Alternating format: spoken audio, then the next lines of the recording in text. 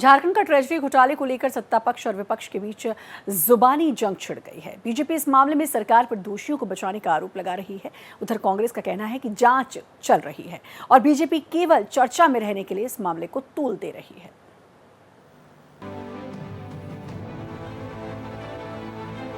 झारखंड सरकार का ट्रेजरी घोटाला लगातार चर्चा का मुद्दा बना हुआ है। बीजेपी लगातार घोटाले की जांच को लेकर सवाल उठा रही है। बीजेपी का कहना है कि जांच में एजेंसियों को लगातार बदला जा रहा है, साथ ही महालेखाकार को भी सहयोग नहीं किया जा रहा है और इस तरह से इस महाघोटाले पर पर्दा डालने की कोशिश में सरकार लगी हुई है।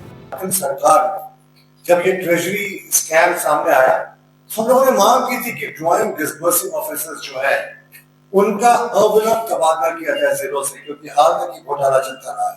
जिलों में पुलिस विभाग में ये डीएसपी और एएसपी और एसपी रैंक के थे, किसी का तबादला नहीं हुआ। बोकारो एसपी का हुआ, उसके अतिरिक्त किसी की ट्रांसफर नहीं हुआ। 13 जिलों की ये जांच चल रही है। वहीं झारखंड की यूपीए सरकार का कहना है कि जब जांच हो रही है तो बीजेपी उस पर भी आपत्ति करके लगातार चर्चा में बने रहने की कोशिश कर रही है।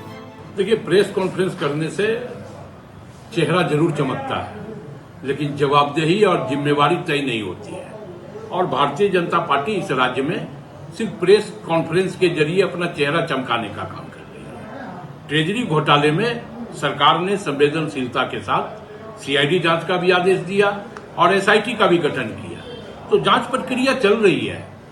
बीजेपी लगातार ट्रेजरी घोटाले के बारे में तथ्य सामने रख रही है।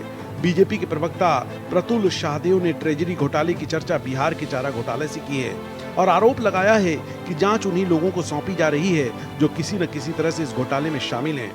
कि सिर्फ छोटी मछलियों की ओर ये सरकार क्यों देख रही है?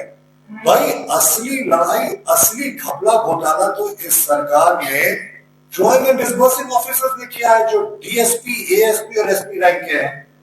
अब आपको हम दिखाते हैं कि किस तरीके से राज्य सरकार जो है एसआईटी का जरा ट्रैक रिकॉर्ड दिखाते हैं आपको। उत्पाद सचिव के नेतृत्व में एसआईटी बनी।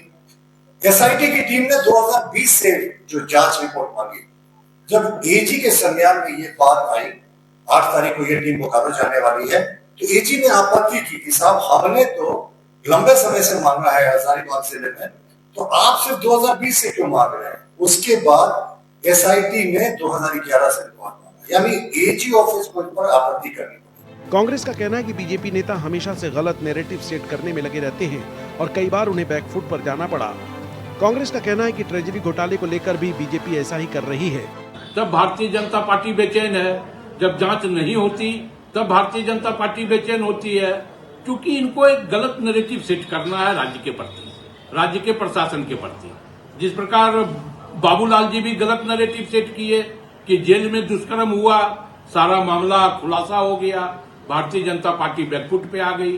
तो जब चेहरा चमकाने के लिए प्रेस कॉन्फ्रेंस कीजिएगा तो बैकफुट पे आना तय है। हमें लगता है कि जांच चल रही है ट्रेजरी घोटाले की और सरकार पूरी संवेदनशीलता के साथ इसकी जांच करवा रही है। इसमें गिरफ्तारी भी सुनिश्चित हुई है।